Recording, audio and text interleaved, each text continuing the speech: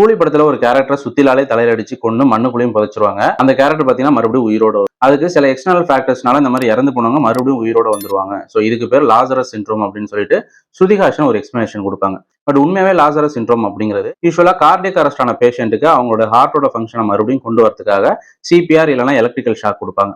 So அதுலயும் எந்த ஒரு ரெஸ்பான்ஸும் இல்லை அப்படின்னா அந்த பேஷண்ட் இறந்துட்டதா சொல்லி டாக்டர்ஸ் வந்து டிக்ளேர் பண்ணிடுவாங்க. ஒரு சில ரொம்ப ரேரான பேஷண்ட்டுக்கு அவங்க இறந்துட்டதா சொல்லி டிக்ளேர் பண்ணதுக்கு அப்புறமும் அவங்களோட ஹார்ட் பாத்தீங்கன்னா ஒரு 10 to 15 மினிட்ஸ் கழிச்சு மறுபடியும் எகைன் ஆட்டோமேட்டிக்கா ஃபங்க்ஷன் ஆக ஆரம்பிச்சிடும். ஸோ இதுதான் லாசரஸ் சிண்ட்ரோம் அப்படிங்கிறது. அண்ட் இதை முதல்ல டாக்டர் ஜெர்ஷன் அண்ட் அவங்களோட டீம் தான் 1982 ஃபர்ஸ்ட் எக்ஸ்பீரியன்ஸ் பண்றாங்க. ஸோ அவங்க ட்ரீட் பண்ண ஒரு கார்டியக் பேஷண்டோட ஹார்ட்ல எந்த ஒரு ஃபங்க்ஷனும் இல்லாதனால அந்த பேஷண்ட் இறந்துட்டதா சொல்லி முடிவு பண்றாங்க. பட் ஒரு 15 மினிட்ஸ் கழிச்சு அந்த பேஷண்டோட ஹார்ட்ல மறுபடியும் ஃபங்க்ஷன் ஆட்டோமேட்டிக்கா வந்துருச்சு. ஸோ இதுதான் வேர்ல்ட்லயே ஃபர்ஸ்ட் ரெக்கார்ட் ஆன லாசரஸ் சிண்ட்ரோம் அப்படிங்கிற கேஸ். அண்ட் இந்த லாசரஸ் சிண்ட்ரோம்ங்கிறது எதனால எக்ஸாக்டா நடக்குது, இது ஏன் எல்லா கார்டியக் அரெஸ்டான பேஷண்ட்டும் நடக்கிறது இல்லை அப்படிங்கிறதுக்கான தெளிவான கன்க்ளூஷன் வந்து இன்னைக்கு வரைக்கும் மெடிக்கல் ஃபீல்டு நமக்கு கொடுக்கல. பட் ஒரு சில சயின்டிபிக்கல் தியரி என்ன சொல்லுது அப்படின்னா, இந்த மாதிரி கார்டியக் அட்டாக் ஆன பேஷண்ட்டுக்கு கொடுக்கக்கூடிய ட்ரீட்மெண்ட்டுக்கு அந்த பேஷண்டோட பாடி கொஞ்சம் லேட்டா ரெஸ்பான்ஸ் பண்றதுனாலையும் இந்த மாதிரியான விஷயங்கள் நடக்க பாசிபிலிட்டி இருக்குன்னு சொல்றாங்க. அண்ட் அது மட்டும் இல்லாம அந்த ட்ரீட்மெண்ட் கொடுக்கறப்ப பேஷண்டோடைய லங்ஸ்ல வந்து ஏர் லாக் ஆயிடும். அந்த லாக் ஆன ஏர் கொஞ்சம் டிலேவா வந்து ஹார்ட்டுக்கு போறதுனாலையும் இந்த மாதிரி லேட்டா வந்து அவங்களோட ஹார்ட் வந்து ஃபங்க்ஷன் ஆகிறதுக்கான வாய்ப்புகளும் இருக்கு அப்படின்னு சொல்றாங்க. அண்ட் வேர்ல்டு ஃபுல்லா ஒட்டுமொத்தமாவே இது வரைக்கும் ஒரு 40 கேஸ் மட்டும் தான் இந்த மாதிரி லாசரஸ் சிண்ட்ரோம்னால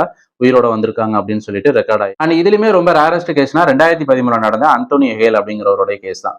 அவர் இறந்து போய் முடிவு பண்ணதுக்கு அப்புறமும் கிட்டத்தட்ட 45 நிமிஷம் கழிச்சு அவருடைய ஹார்ட் வந்து மறுபடியும் ஃபங்க்ஷன் ஆக ஆரம்பிச்சு. அண்ட் வேர்ல்டுலேயே அதிகமான இன்டர்வல்ல ஒருத்தருடைய ஹார்ட் வந்து மறுபடியும் ஃபங்க்ஷன் ஆக ஆரம்பிச்சிருக்கு அப்படின்னா அது இவருடைய ஹார்ட் தான். அந்த லாசரஸ் சிண்ட்ரோம்ங்கிறது கம்ப்ளீட்டாவே ஒரு ஹார்ட் ரிலேட்டடான ஒரு விஷயம். இதுல ஹார்ட்ல வந்து எந்த ஒரு ஃபங்க்ஷனும் இருக்காது. அதுக்கு நீங்க எக்ஸ்டர்னலா ஏதாவது ஒரு ஃபோர்ஸ் கொடுத்தாலும் அதுக்கு எந்த ஒரு ரெஸ்பான்ஸும் வராது. பட் திடீர்னு ஒரு 10 to 15 மினிட்ஸ் கழிச்சு அந்த ஹார்ட் வந்து மறுபடியும் ஃபங்க்ஷன் ஆக ஆரம்பிச்சிடும். மற்றபடி படத்துல காட்டின மாதிரி சுத்திலால தலையில அடிச்சு அவரை மண்ணுக்குள்ள புதைச்சதுக்கு அப்புறமும் அவர் உயிரோட வரதுக்கான பாசிபிலிட்டி 0.1% கூட கிடையாது. ஏன்னா நீங்க சுத்திலால தலையில அடிக்கிறப்ப அவரோட ஸ்கல் டேமேஜ் ஆகி நிறைய பிளட் லீக் ஆகி வித்தின் 5 மினிட்ஸ்லேயே அவர் இறந்து போயிடுவார். அண்ட் இந்த சிண்ட்ரோமுக்கு லாசரஸ் சிண்ட்ரோம்னு நேம் வந்ததுக்குமே ஒரு மெயினான ரீசன் இருக்கு. பைபிள்ல ஜீசஸோட ஒன் ஆஃப் த ஃப்ரெண்டு தான் லாசரஸ் அப்படிங்கிறவர். ஒரு உடல்நிலை சரியில்லாம இறந்து போயிடுவாரு. அவர் இறந்து போய் கிட்டத்தட்ட 4 நாள் கழிச்சு ஜீசஸ்னால மறுபடியும் உயிர் தெளிந்து வருவார்.